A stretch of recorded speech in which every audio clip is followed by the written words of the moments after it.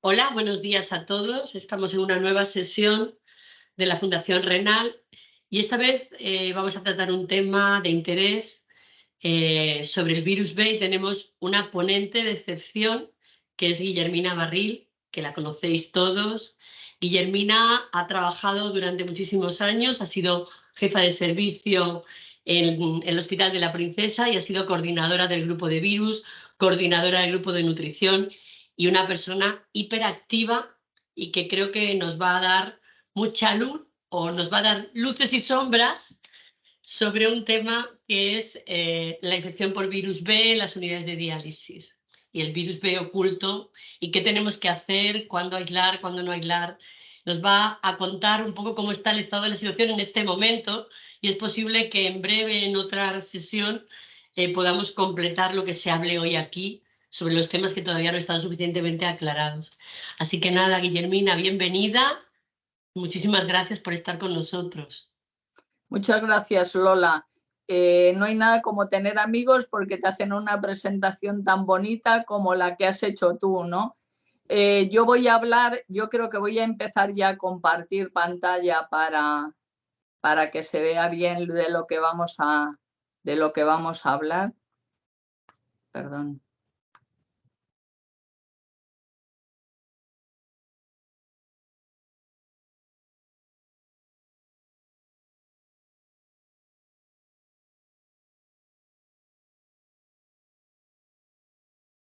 A ver.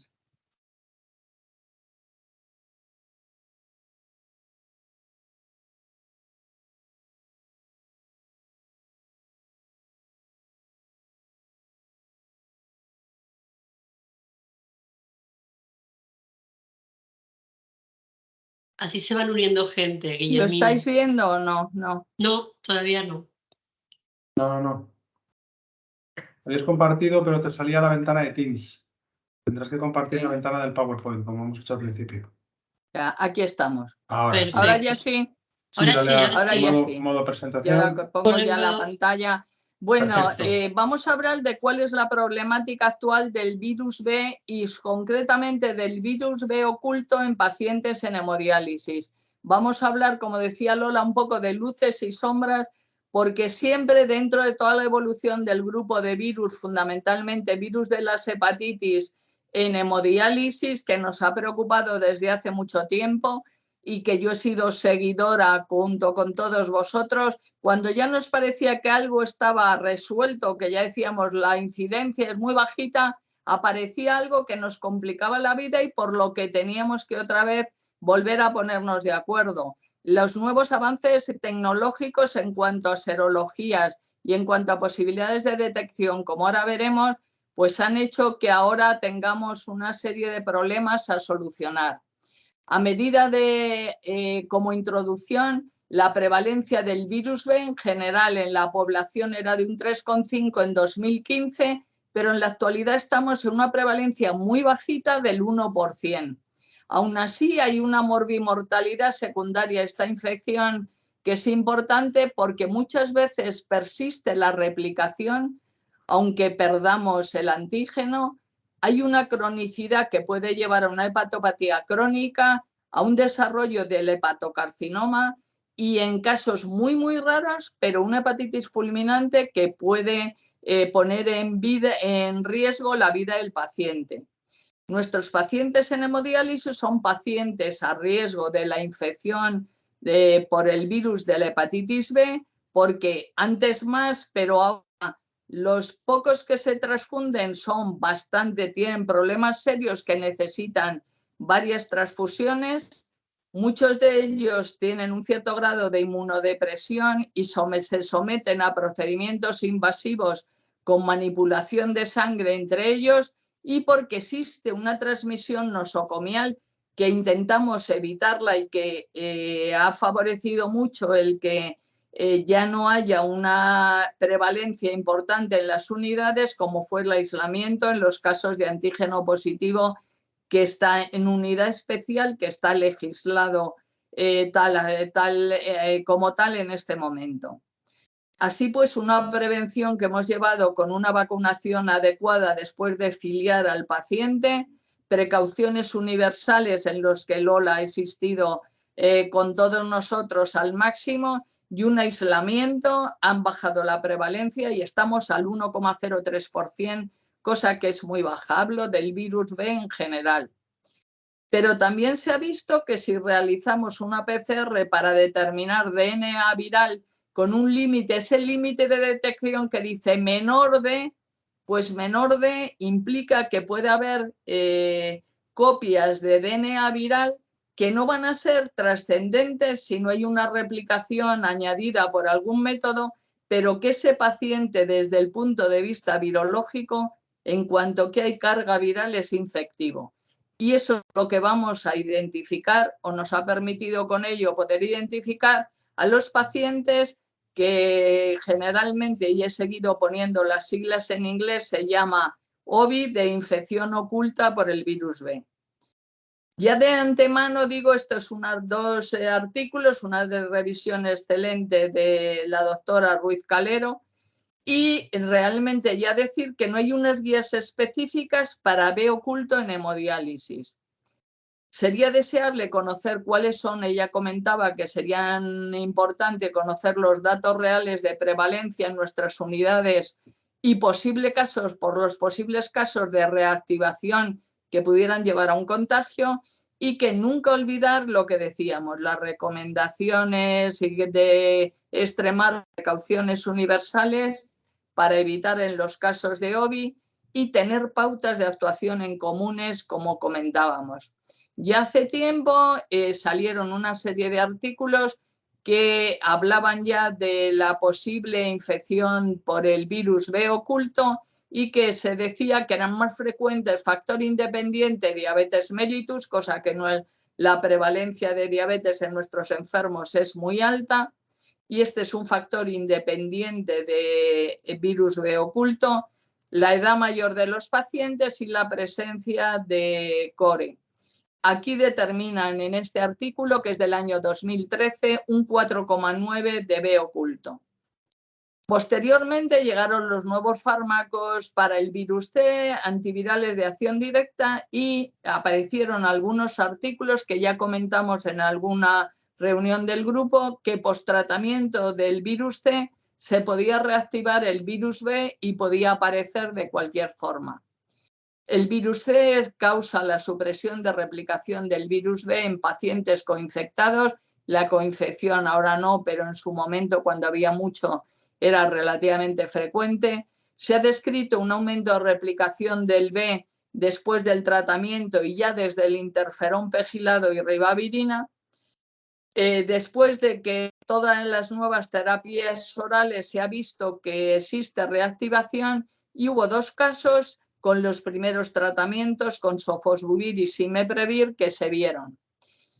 Se planteó por ello una monitorización del virus B siempre al tratar el virus C, si había coinfección, para así hacer doble tratamiento o iniciar precozmente si aparecía aumento de la carga viral. Aquí podéis ver cómo cuando baja el virus C, que está en rojo, hay una reactivación de la carga viral del virus B que posteriormente baja en un momento determinado cuando se trata. También salió posteriormente otro artículo, salieron artículos sueltos, estamos en el 2016, de posibles reactivaciones ya con los espontáneamente o en pacientes más inmunodeprimidos o en pacientes tratados con los nuevos fármacos antivirales. Entonces nos planteábamos cuándo realmente podíamos dar por curado el virus B o qué necesitábamos para considerarlo como tal. Por una parte, identificar biomarcadores de progresión que previniera el desarrollo de hepatopatía crónica a nivel de cirrosis o de carcinoma, valorar el impacto de tratamiento en estos pacientes que van a ser o bien inmunotolerantes o portadores inactivos para prevenir también la hepatopatía crónica.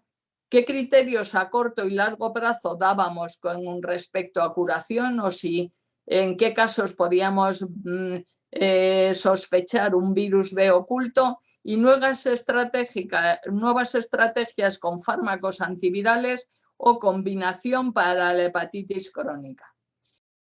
Seguimos con distintos artículos que en un momento determinado los tenéis aquí. En algunos decían que ante trasplantes y con reactivación del virus empezar a dar la mibudina, y salieron distintos artículos y casos en los que se reactivaba el virus B.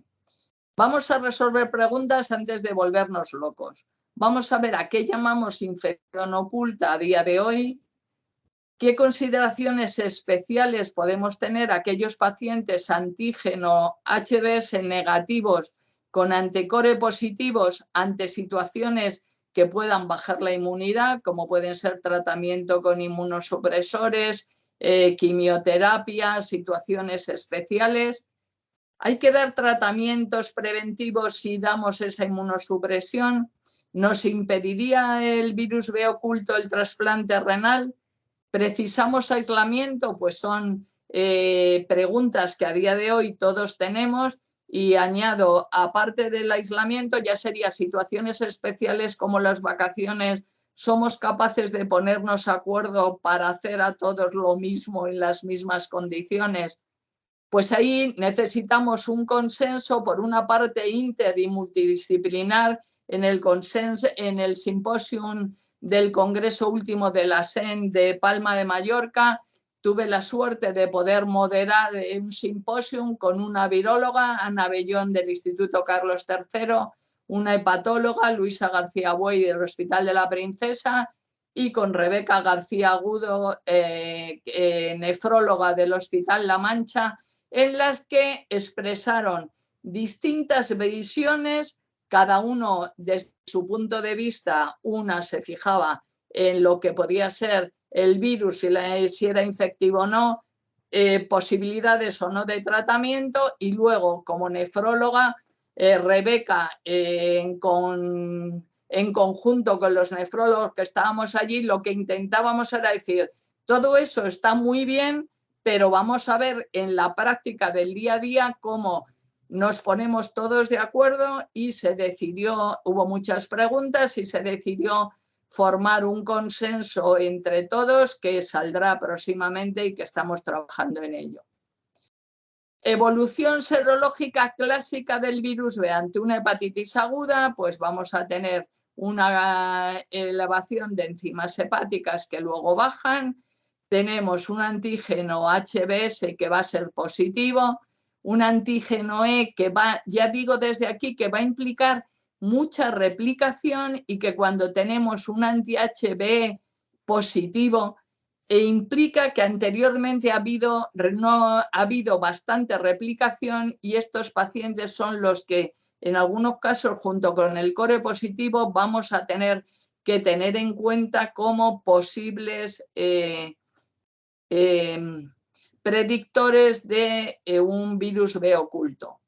Vamos a desarrollar anticuerpos anti-HBC positivos al principio, IgM, que después van a quedar permanentemente como anticore positivos IgG, y posteriormente desarrollaríamos los anti-HBs, que serían los que en principio hemos considerado todos que nos daban inmunidad, y junto con la bajada del DNA viral, todo estaba solucionado. Pero miren lo que pasa cuando realmente hablamos del antígeno E, y cómo el DNA viral que ha estado en la infección aguda alto se puede quedar en una fase de infección oculta que va a estar latente. No lo vamos a determinar con los métodos habituales por el límite de detección de ADN que tenemos en este momento. Una parte va a la fase de curación completa, con erradicación de un tipo de virus que forma una parte ADN complejo y circular, que es el que es más difícil de erradicar, y que en determinados momentos, aunque ya tengamos el antígeno E negativo, puede haber una reactivación y vuelve a aparecer el DNA viral en algunos casos. Infección oculta, pues, se estima cuando aparece un antígeno HBs negativo y DNA del virus B positivo en suero, y puede ir acompañado o no de anticore, pero siempre eso implica que en el hígado va a haber presencia de DNA del virus B.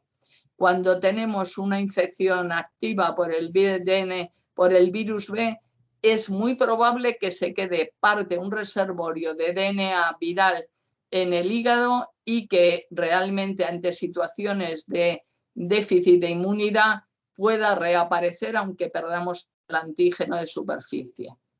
Es una causa mayor de infección parenteral, pero va a variar mucho la prevalencia como entre unos casos y a otros, y depende de endémicamente la cantidad de virus B, la tasa de virus B que tengamos, y eso varía mucho entre unos países a otros. Lo que sí se ha detectado es que el tener un anticore positivo aislado da un mayor porcentaje de DNAs positivos, aunque ya hablamos de antígeno negativo, que puede llegar a un ratio hasta de un 12,1%.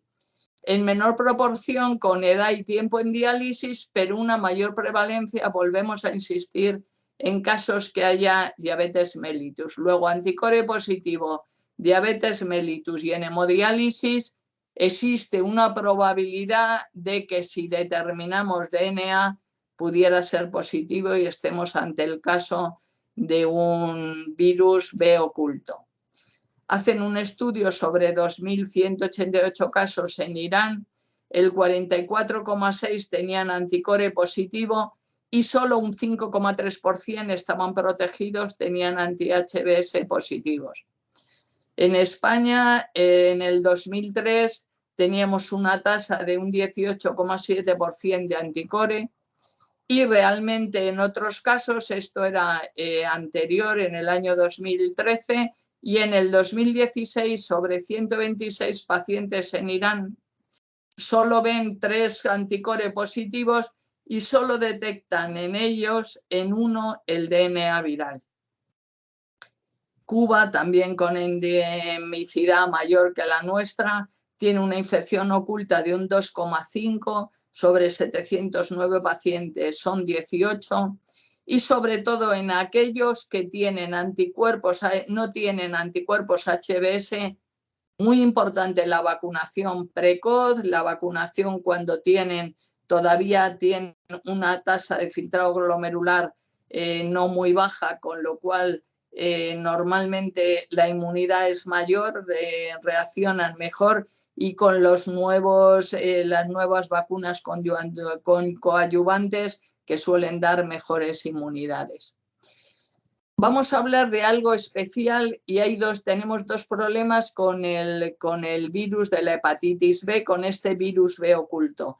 Y es que se ha demostrado que hay una forma de DNA que se forma cuando se infecta el virus con una persona con el virus B, que es circular cerrada covalente y que muchas veces nos va a dar test negativos para el antígeno de superficie y que va a ser muy resistente y que perdura mucho en el tiempo en el reservorio.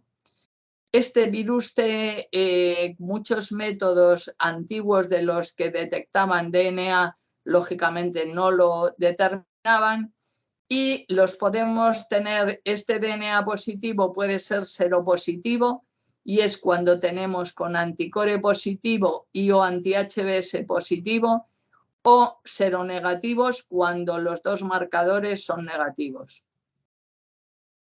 Dada la positividad a largo plazo del anticuerpo core positivo, muchos autores han considerado como un marcador alternativo del B oculto el core, teniendo en cuenta que no todos los core positivos van a tener DNA, ni tenerlo positivo hoy implica que en poco tiempo no lo vayamos a poder tener negativo, como ahora veremos por la baja tasa de carga viral que suelen tener. Luego, el tener herramientas de alta sensibilidad o test para poder diagnosticar este DNA sería importante. ¿Es un factor de riesgo para la transfusión o para el trasplante esta carga viral baja? Pues realmente sí que puede ser, sobre todo si lo hacemos después de una reactivación post un tratamiento, porque sí que se han visto casos, aunque no sean nada frecuentes, en los que sí que ha podido haber reactivación y hepatopatía crónica posterior. Hablamos de que este DNA es muy replicativo y que se encuentra generalmente en el núcleo del hepatocito de los pacientes infectados, y esta persistencia en el tiempo a nivel hepático con DNA que en principio puede dar negativo a no ser que replique y pueda llegar a suero, es lo que hace que quede un reservorio, cosa que con el C, por ejemplo, no lo vemos. Así pues, el genoma del B en tejido hepático y el anticuerpo core, hoy en día algunos autores lo consideran como gol estándar de método alternativo del diagnóstico de la infección oculta por virus B. En un caso aislado o en casos aislados que queramos estar seguros porque hace enzimas altas, algún problema, se llega a la biopsia, pero normalmente la biopsia hepática no está indicada y entonces por eso el anticuerpo HB core a día de hoy lo que lo tenemos es como un marcador de probable infección por B oculto, y si tenemos alguna duda en algún momento serán esos pacientes los que estarán más a riesgo de tener el DNA del virus B positivo. La carga va a ser baja y además la replicación es intermitente, con lo cual nos complican la vida, y por eso es por lo que, como no se realizan tantas biopsias hepáticas, ni puede estar indicado solamente por eso, realmente el evitar, o sea, hacer las menos transfusiones posibles, que para los trasplantes les puede, por otra parte, inmunizar, y luego hacer seguimiento, sobre todo en core positivo, una vez que se han trasplantado, puede ser importante antes, sobre todo en core positivos, antes de que tengamos otros nuevos marcadores más reales. ¿Cómo realmente podemos detectar? Pues hay algún método altamente sensible y que llega a 10-20 unidades internacionales mililitro. Así pues, ¿qué diríamos? Si tenemos antígeno positivo en sangre, ya lo tenemos.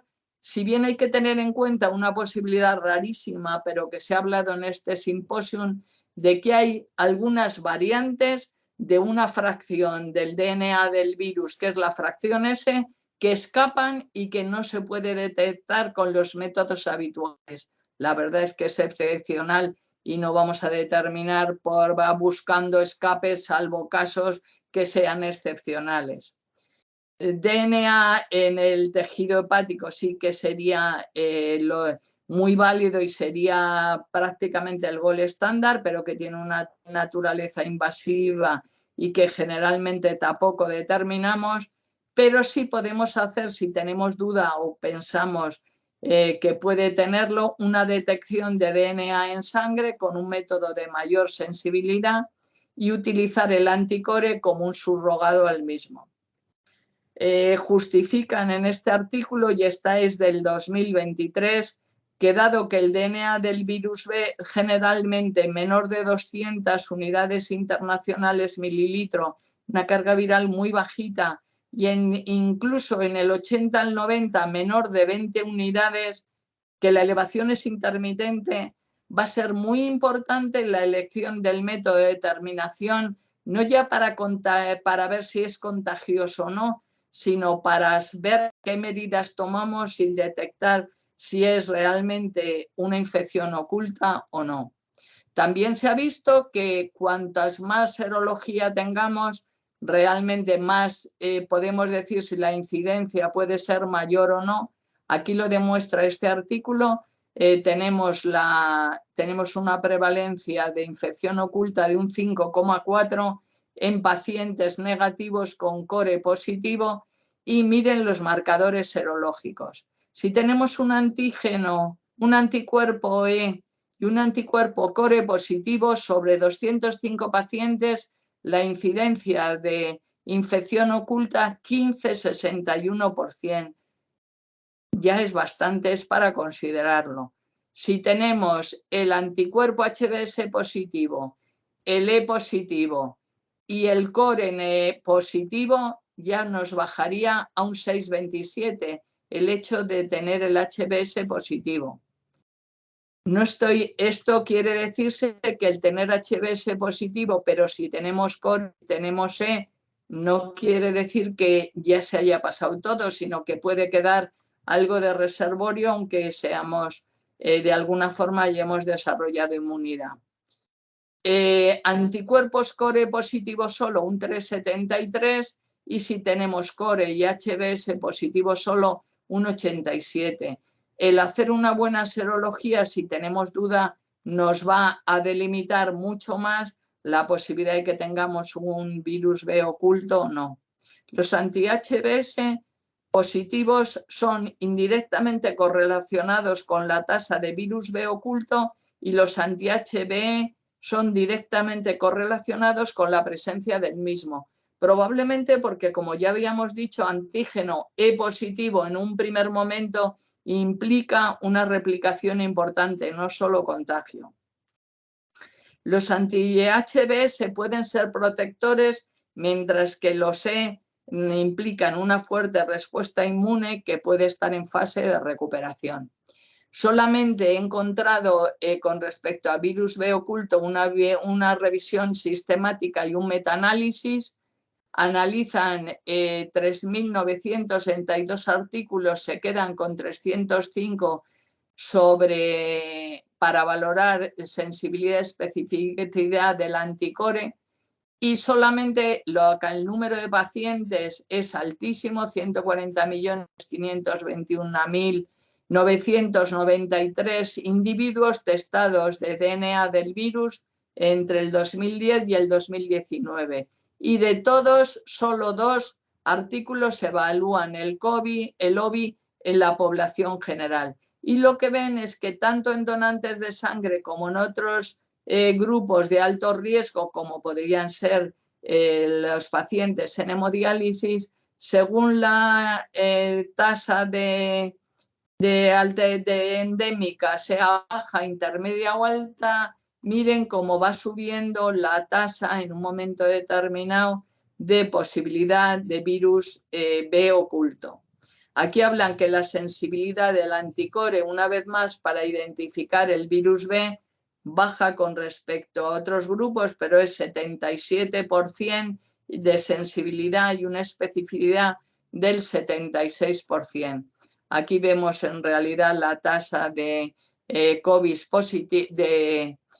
core positivo y aquí vemos la tasa de infección con pacientes que ya tienen avanzada enfermedad renal crónica.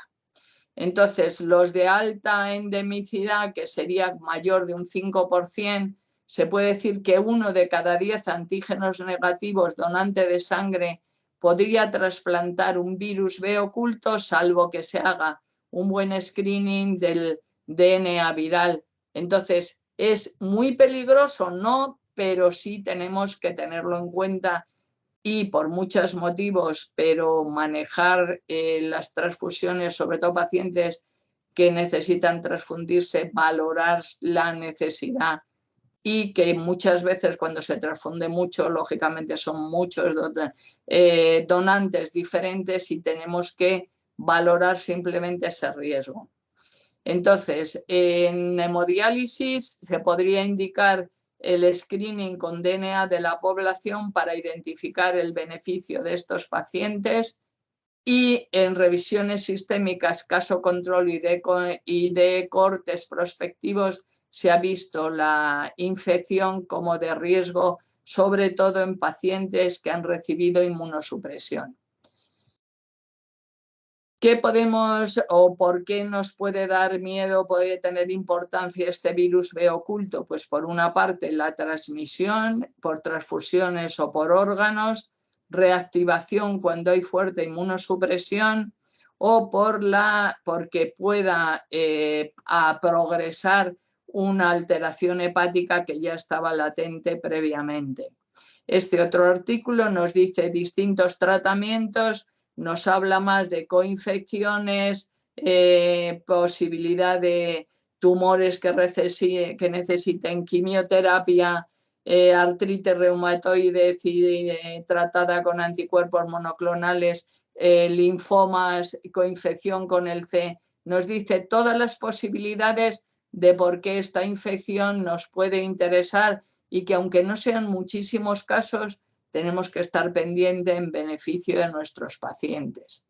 ¿Qué puntos importantes en toda la problemática? Pues en el 2019 se demuestra, vuelvo a decir, la transmisión a través de donantes con antígeno negativo y DNA en suero negativos, porque el límite bajo muchas veces puede ser después de determinaciones con un límite de 3,4 unidades mililitro. Otra vez más, vacunar, sobre todo, no solo vacunar, sino intentar conseguir tasa de anti-HBs positivo y a ser posible mayor de 100 y reducir transfusiones junto con medidas de precaución. Que la intermitente positividad del DNA en suero hace que la negatividad en un momento aislado no excluye la presencia de infección oculta. Que la sensibilidad de los test no es todo lo satisfactorio que nos gustaría, que por eso se están desarrollando test más sensibles y que un marcador en este momento que todos los autores que vamos hablando lo ven como importante para tenerlo son los anticore positivos, pero que esto no implicaría que en ese momento el DNA sea positivo y por eso sea infectivo y más con carga viral suficientemente alta como para ser contagioso. Este artículo del 2022 hablan del antígeno ultrasensible y del DNA que empiezan a ser necesarios para identificarlo. Habla también de curso ondulante con enzimas. Ya sabemos que en la insuficiencia renal las enzimas hepáticas suele haber hipotransaminasemia, con lo cual muchas veces va a cursar con enzimas que van a ser alternativamente normales, con lo cual eso no nos va a excluir nada. Y tener presente que aunque realmente todo sea negativo, si sospechamos en el hígado podría haber virus, que hay un subgrupo que van a ser falsos y son esas mutaciones de escape muy raros del antígeno HBs, pero que cuando se dan, precisamente porque ha mutado y no somos capaces de detectarlo, pero hay antígeno, los niveles de DNA viral son más altos y si lo sospechamos deberíamos de buscar un método de determinación de este antígeno más sensible. Un grupo que se ha dedicado mucho, el grupo de taormina, sobre 4.000 pacientes se encuentran que si el anti-HBC es positivo, realmente puede llegar a una especificidad del 99%, los otros artículos dan del 70 y tantos %, pero que ya es importante. Que los pacientes, como ya se dijo, de hemodiálisis son importantes y que el B ha descendido mucho con la vacunación y las medidas preventivas, con lo cual debemos de seguir con ellas para intentar evitar la presencia de OBI a más largo plazo. Y que en algún momento, para prevenir infección nosocomial, si tenemos sospecha o en una unidad que haya mucho anticore positivo, a lo mejor técnicas de alta sensibilidad que se puedan desarrollar pueden ser importantes. En este grupo de Londres se encuentran un 2,2% de pacientes en hemodiálisis, la carga es menor de 10 unidades internacionales, muy importante, bajo riesgo de transmisión nosocomial y han hecho robusta inmunización activa del virus B. Y la cuantificación de DNA lo dan como el mejor método, como ya habíamos dicho. Así pues, creen que un alto número de OBIs pueden quedar no diagnosticados. Detectar los factores de riesgo es muy importante para los problemas asociados de reactivación y de transmisión. Siempre que se haga serología, muy importante, antígeno, anti-HBC y anti-HBs, y se precisa validar estándar y métodos de determinación estándar y ultrasensible de antígeno para detectar estas formas, como ya decíamos, variantes S que pueden escapar de las formas habituales. Normalmente se habla de test que realizamos todos en pacientes en diálisis de rutina, pero a veces hay confusión con cuáles son los más sensibles, si hay que hacer detección de carga viral o no en estos casos que sospechemos infección oculta y cada cuánto tiempo, que esto está por medir y por que haya consenso. Hay diferentes opiniones sobre si hay que aislar y cuándo, y se intentan analizar distintas situaciones que ya veremos que a veces no son tan difíciles sobre el aislamiento según la infectividad del virus. A ver, esto que está recuadrado en rojo es clásico, infección activa o infección crónica con antígeno positivo, está claro que va a tener DNA viral, que va a ser importante y que hay que aislar a estos pacientes y es lo que estamos haciendo hasta el momento actual. Vamos a detectar una infección oculta por B que tiene un antígeno negativo, un core positivo y con HBs que va a ser negativo y ocasionalmente positivo, con un DNA viral muy bajito, menor de 20. Realmente en este caso habrá que seguir para ver si en un momento determinado hace más carga viral o no, pero no precisaría aislar y sí medidas universales que van a ser muy importantes. Lo mismo, pero que ocasionalmente el antígeno es negativo con anticore positivo, pero con una carga viral más alta. Pues ahí hay que ver si puede ser baja la infectividad o no. No es lo mismo 22 que 200 y ahí habría que ver si algún tipo de aislamiento o no puede ser eficaz. Ahora veremos con ejemplos. Y si todo es negativo, pero se detecta carga viral y es alta, pues tendríamos que aislar. Básicas precauciones, lavado de manos, no compartir material ni medicación, evitando multidosis y espacio de separación adecuado si la carga viral es alta. Vamos a ver una serie que es bonito de determinar.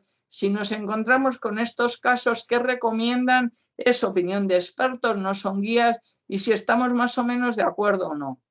Paciente con antígeno negativo, anticore positivo y anti-HBs negativo y no detectamos DNA. Pues realmente solo le haríamos DNA si necesita inmunosupresión, quimioterapia, va a algún tipo de tratamiento, aparece una enfermedad intercurrente que le pueda bajar las defensas, si no, no necesitamos nada. Antígeno negativo con core positivo, anti-HBs positivo, pero un título bajito que no llega a 100, sería mayor de 100 pero 40, y un DNA que es menor de 20. Pues sería una infección oculta por virus B, aunque tenga el HBs positivo, pero a un título muy, muy bajo. Hay muy bajo riesgo. ¿Sería infectivo? Virológicamente sí, porque tiene carga viral. ¿Sería muy contagioso? Probablemente no. Sería muy bajo riesgo, con lo cual ellos dicen que no precisaría aislamiento, pero conviene seguirlo. Y algo que a mí me parece básico, no dializar ese paciente al lado de uno que no esté vacunado o que no tenga unos anticuerpos, una protección con anti-HBs mayor de 100. ¿Se puede trasplantar? Por supuesto que sí, pero siguiéndolo en el post-trasplante por si hay que ponerle tratamiento, ya sea con tenofovir o con endecavir. Otro supuesto más que sería solo core positivo, pero con un DNA de 14.000 unidades internacionales, carga viral elevada, precisaría aislamiento, incluso tratamiento, lo mandaríamos a digestivo para evitar la cronicidad. Y a lo mejor en este caso tendríamos que ver si podemos detectar si ese antígeno que vemos negativo no es un antígeno de esos que veíamos de escape que no hemos podido determinar. Y ya por último, solo anticore positivo con anti-HBs positivo a un título mayor y con carga viral muy bajita. Sería un caso límite, haríamos seguimiento y si no aislar, volvemos a decir lo mismo, no ponerle por cualquier problema al lado de pacientes que no estén bien inmunizados respecto al virus B. Vamos a clarificar todo lo que hemos visto hasta ahora. Infección oculta por virus B, anti-HBs negativo y DNA viral positivo, ya sea seropositivo para el resto de anticuerpos o no. Buen marcador subrogado el anti-HB core, aunque puede darse sin este anticuerpo, y siempre en hígado, siempre que hay virus oculto, aparece, aunque la biopsia lógicamente no suele hacerse y no suele estar indicada. Usualmente una carga viral baja y de forma ondulante, de aparición muchas veces con marcadores de enzimas rigurosamente normales. Sí puede existir riesgo de evolución a la cronicidad, por lo cual si lo detectamos deberá ser valorado por el especialista para ver si necesita tratamiento o no. Y aunque con carga viral baja pueden ser infectivos, si bien salvo donantes de sangre la transmisión es muy poco frecuente y se pueden detectar mejor con métodos más exactos. Anticore positivos hemos tenido siempre y todavía no se ha detectado en ninguna unidad un brote epidémico de virus B a partir de una carga viral de virus B oculto. Prevención, lo hemos dicho, con vacuna, organización adecuada de la unidad de diálisis, no posible infección oculta por virus B o pacientes con pacientes no vacunados o no respondedores próximos y ya que tenemos unos excelentes agentes estimuladores de la eritropoiesis, cuantos menos transfusiones mejor. Precauciones universales mantenidas estrictas. Si se diagnostica, valoración por digestivo, patología por si fuera necesario tratarlo y valorar su presencia si se prescribe en el paciente en hemodiálisis y sobre todo con anticore positivo, inmunosupresión, si va a ser trasplantado o necesita quimioterapia.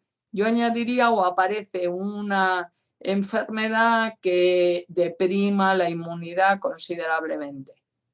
¿Qué intentaremos hacer una resolución o al menos ponernos de acuerdo en el consenso multidisciplinar?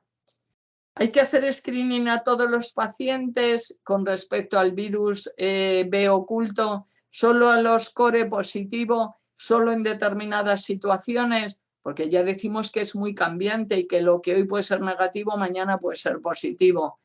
Cuando aislar es controvertido y estamos también pendientes de un consenso, no olvidar nunca la posibilidad de que no sea un B oculto, sino que sea un periodo ventana de un virus B, valorar la carga viral y vigilar la evolución, si aumenta o sigue bajita, y balancear si la carga que da posible infectividad va a ser en general muy contagioso o no a la hora de tomar las medidas de aislamiento. Y nada más, muchísimas gracias. Muchas gracias, Guillermina. La verdad que ha sido una charla que yo creo que a mí me ha parecido interesantísima y justamente tratas temas de mi actualidad.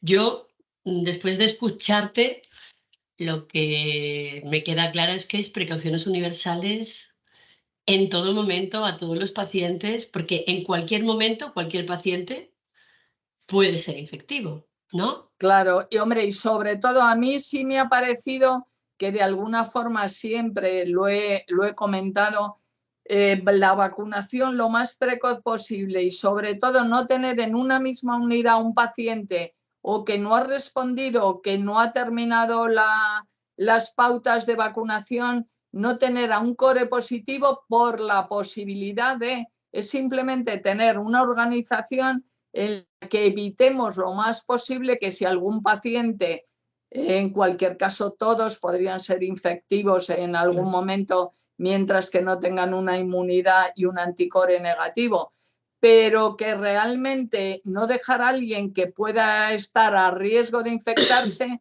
al lado de un paciente que pueda tener una infección oculta o que pueda desarrollarla en un momento determinado.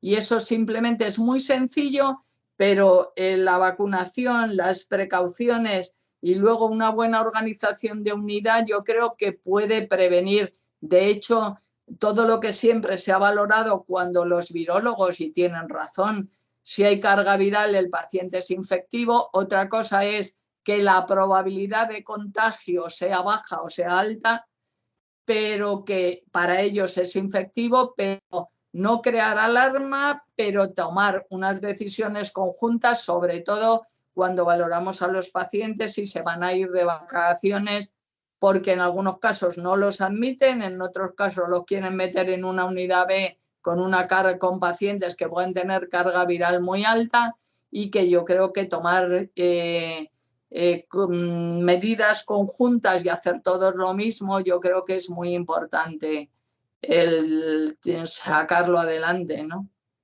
Sí, mira, yo quería, bueno, primero darte la enhorabuena porque tu estupenda presentación y completa además.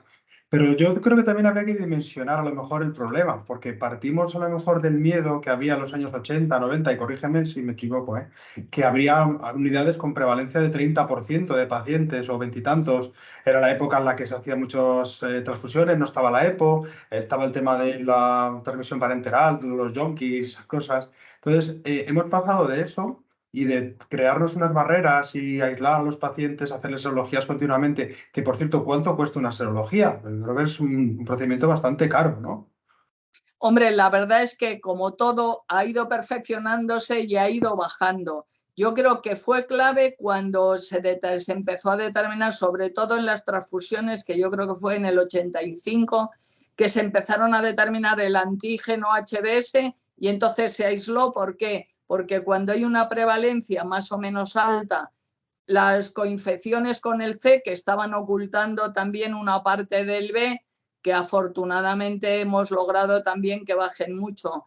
No hay una cantidad, o sea, no es un problema, yo creo, importante, pero que el conocerlo sí que nos va a ayudar a tomar una serie de medidas que pueden ser importantes. Y saber que existe, que puede estar ahí, muy importante, porque aunque haya muy poquitos pacientes que puedan hacer una hepatitis fulminante, sí que hay casos descritos y que a ninguno de nosotros nos gustaría el que nos pasara. Entonces es simplemente saber que eso existe, que probablemente no haya que tomar grandes medidas, pero que si nos ponemos de acuerdo, probablemente en algunos casos, sobre todo los nuevos inmunosupresores o tratamientos como el rituximab, que son muy, muy potentes, que no haya ningún paciente que vaya a empezar que no se haga una serología completa con anti-E. Si sospechamos que puede tenerlo, ahí sí que estaría indicado el hacerlo, o un paciente que se vaya a trasplantar con anticore positivo y anti-E positivo, a lo mejor no tratarle, pero sí estar pendiente, porque los nuevos inmunosupresores son muy, muy potentes y podrían reactivarlo. Que no pasa nada, pero en casos muy concretos yo creo que sí merece la pena. Sí, no, si yo no digo que no haya que hacerlo, ni mucho menos, pero que a lo mejor este exceso de hacer serología, incluso el personal sanitario que tiene que hacerse cuando se hacen las revisiones médicas, también serología completa.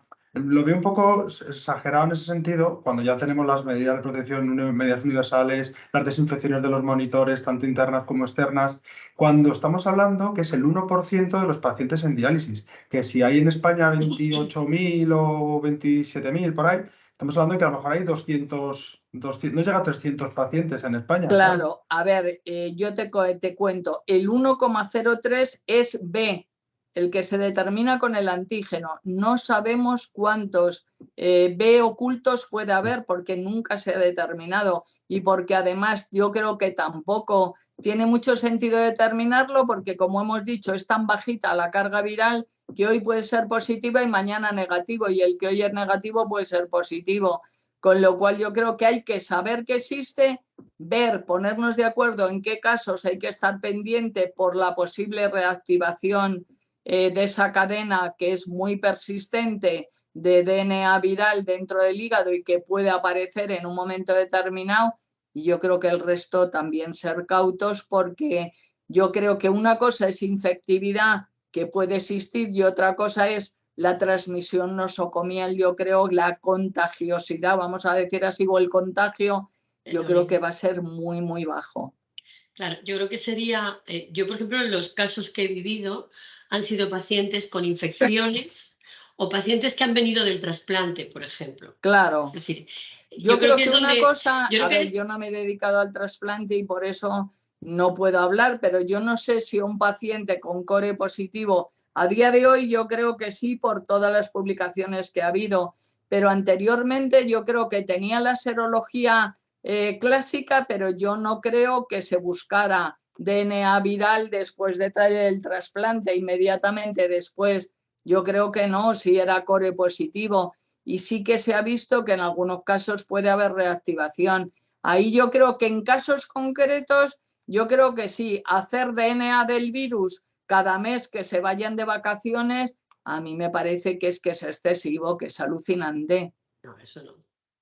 O por ejemplo, pero bueno, estoy en ponernos de acuerdo. Yo os contaré al final en lo que queda. Creo que hay casos concretos que está claro que hay que hacerlo y que hay en determinados pacientes que si en un momento determinado empiezan a subir enzimas, han tenido un B antes y realmente se ve una serie de signos, pues a lo mejor hay que determinar el DNA y verlo lo más sensible y con los métodos mejores, pero estandarizar a todos DNA cada cuánto, si es que eso es como una locura, porque el que hoy sea negativo mañana puede ser positivo y viceversa. Nosotros tuvimos 2 pacientes, como sabéis en Madrid aparecieron en un screening que se hizo B ocultos en una serie de pacientes, que en la segunda bajó de un 4,4 a un 1 y pico %, y nosotros hicimos los core positivos. ¿Cuántos daban?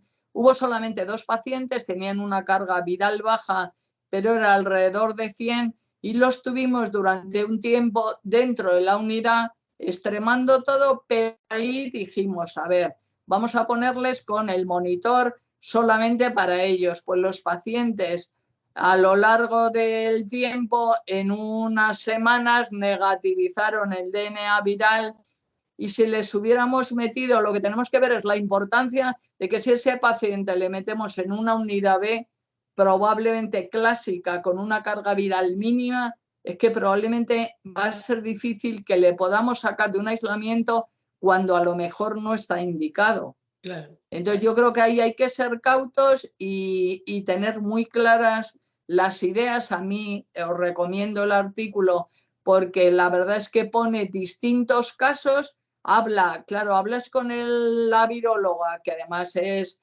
estupenda y habla con toda cordialidad. ¿Tú crees que es infectivo? Sí.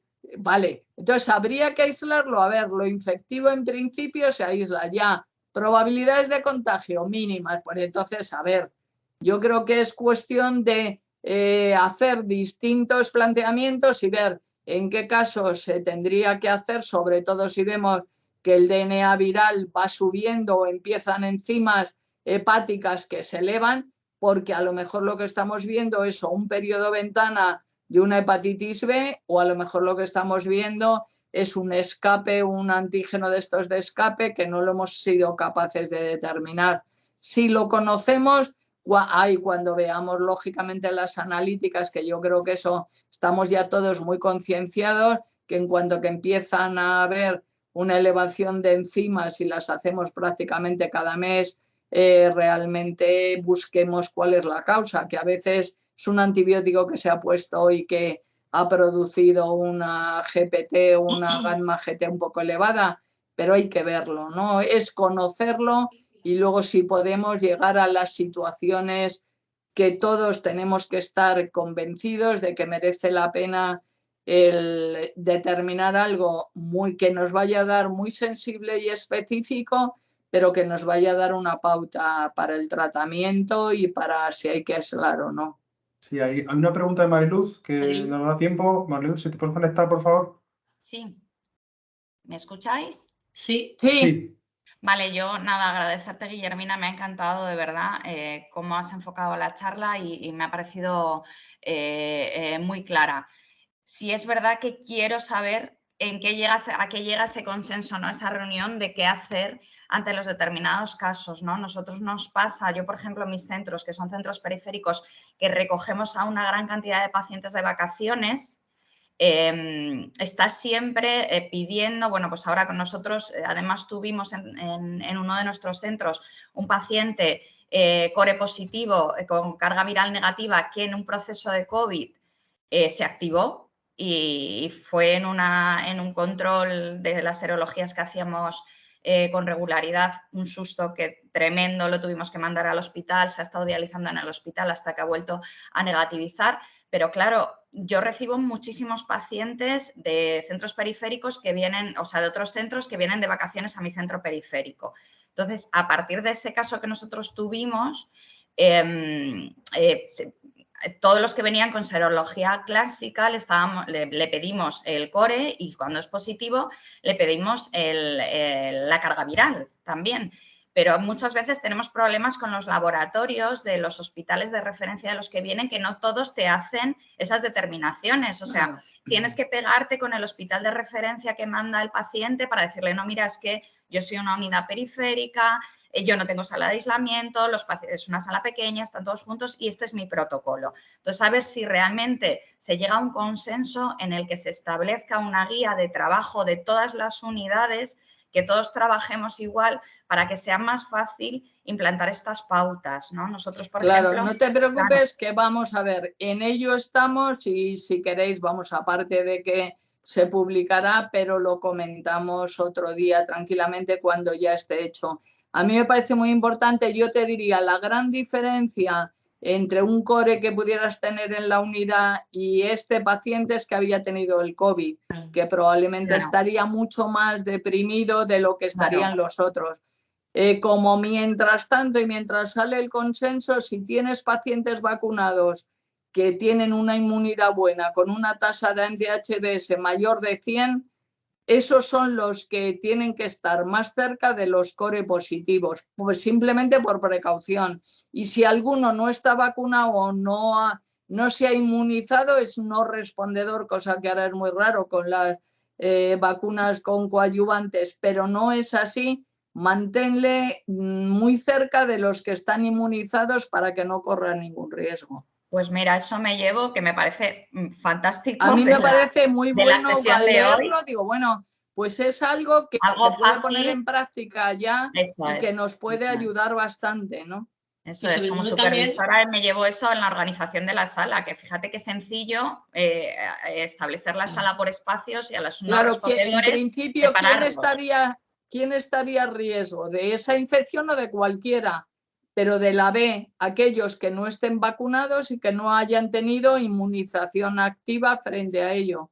Entonces, si tienes anti-HBs, va a ser mucho, y ya si tienes anti-HBs y no tienes core, olvídate, esos son los mejores del mundo y esos son los que de alguna forma los vas a poder tener con aquellos que vengan porque nunca se van a contagiar. Vale, genial. Muchísimas gracias, de verdad, un placer. Nada, un abrazo. Vale. Vamos a terminar. Sí, me ha llamado la atención lo de la inmunidad mayor de 100. ¿Tiene que ser mayor de 100? A ver, realmente lo que he ido comentando es lo que hay en este momento en la literatura. Entonces, mayor de 10 ya da tasa de respuesta. Mayor de 100 sería muy buena. Entonces, lo que antiguamente, acuérdate de las antiguas guías, lo que se decía era que si realmente creías en la memoria inmunológica porque estaba vacunado, le puedes poner un booster y se dispara prácticamente a más de 100. Ellos yo creo que lo dan como muy seguro de que ese paciente está súper protegido. Porque se consideraría protección a partir de 10, en teoría. Claro, pero ya si tiene 100, hombre, ya, claro, la probabilidad de que pierda esos 10 es mínima. Yo os he contado lo que hasta ahora hay, descrito, y aquí hablan como más seguridad que sean mayor de 100. Vale, pues vamos a ir ya cerrando. Bueno, Muchas gracias, Guillermina. Hay un comentario Nada. solamente de José María que dice que sugiere que en el equipo multidisciplinar para el consenso sobre el tema se incluye un especialista en medicina preventiva, que puede ser interesante. Sí, realmente lo va a ver, lo va a ver. Incluso no sé si se llegarán a actualizar las guías de la SEN de virus, que son del 2004, y parece A que ver, ahí mira, como... las guías, ahí sí que hasta ahora soy responsable, y el problema que ha habido era que se ha ido esperando primero los nuevos fármacos de acción directa con respecto al C. Después, cuando que se terminaron, salieron las guías, las KDOQI o KDIGO del C. O sea que hemos ido poco a poco, y entonces eso se actualizará probablemente del C. Haya muy poquito ya que decir. De todas formas, tenéis una actualización muy buena que se hizo en Nefrología al Día, que no son guías como tal, pero que realmente sí que se van. Yo creo que están hechas 2020 o por ahí, pero que las guías probablemente lo que se haga, aunque simplemente sea enumerando las posibilidades, yo creo que afortunadamente los virus de las hepatitis, incluso el HIV, hoy en día ya no son el problema que lo eran. Han ido saliendo cosas diferentes, y lo que se han ido ha sido, cuando salían los fármacos, vamos hacia unidades cero, si es que ya prácticamente estamos tratando, y C en las unidades no hay. ¿Qué puede surgir la problemática? Si se trasplantan, que es lo que hicimos la encuesta, si a un C positivo se le puede trasplantar con otro positivo, cosas ya muy determinadas, pero que de alguna forma se hará al menos un documento de consenso general para que se tengan. Ya aprovechando el tirón a ver si lo hacemos. Claro, sí, sobre todo porque con una guía como queda algo establecido, y desde el punto de vista Sobre legal, todo porque todo, es que en vacaciones lo 20 que te años. dicen, claro, en vacaciones lo que te dicen es ¿dónde está escrito? Porque un antígeno Eso. negativo el 1 de julio, el 2 de agosto va a ser negativo, a no ser que haya hecho una hepatitis aguda, que se ve. Pero a día de hoy están obligando a hacer cada mes una cosa, y ahora ya hasta con DNA, cosa que es, ahí así que yo creo que es ilógico, y por eso antes de que vengan vacaciones está todo en un papel, y luego ya veremos si estamos todos de acuerdo o no, pero por lo menos en un papel estará. Incluso las guías también hablan de las lejías, del 10%, cosas que hay que actualizar, yo sí, creo. Que ya la desinfección de los monitores, que ya no tiene, en principio ya no tiene que ver con lo que era antes. No te preocupes, que primero esto y luego ya las guías Te volveremos a invitar. se actualizarán. Muchas Te volveremos gracias. a invitar, Guillermina. Muchísimas gracias. Y yo Nada, creo que, Lola. bueno, mandamos el mensaje de precauciones universales a tope, que yo creo que es lo más importante también, aparte de todo esto que estamos haciendo. Oye, pues muchas gracias. Nada, un abrazo. Y hasta la próxima. Un abrazo Nada, grande. hasta la próxima. Un abrazo. Gracias. Buenos días a todo el mundo. Hasta luego a todos. Que vaya muy bien el día.